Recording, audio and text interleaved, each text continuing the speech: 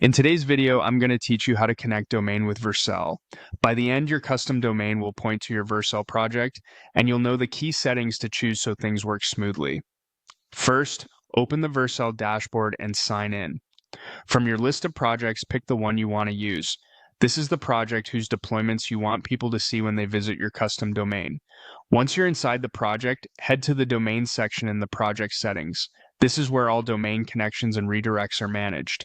Click Add Domain to start the setup. Type the domain you want to use.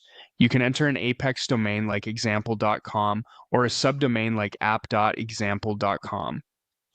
If you already manage your domain with Vercel, it can often configure things automatically.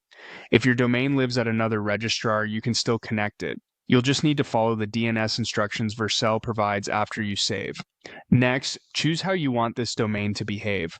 Select Connect to an environment if you want the domain to serve your app directly. Typically, you'll connect it to the production environment so it always serves your latest production deployment. This is the most common choice for public sites. If you have a subdomain for testing or previews, you can target a different environment accordingly.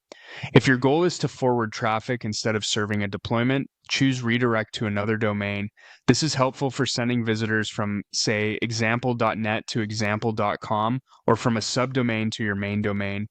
You'll specify the destination domain in the prompt that appears, and Vercel will handle the redirect for you.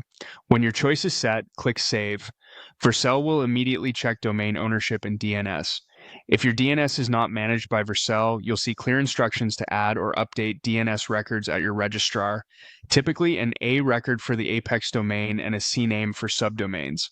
Make those changes exactly as shown. DNS propagation can take time, often a few minutes up to an hour or more depending on your provider. Back in Vercel, you'll see the domain listed with its status. Use the built-in verification or refresh to confirm when the domain is active. Once it's ready, visit your domain in a browser to test. If you're using both the Apex and the WV version, consider setting one as the primary and redirecting the other for consistency and SEO. That's it, your domain is now connected to Vercel and ready to serve your site or redirect as intended.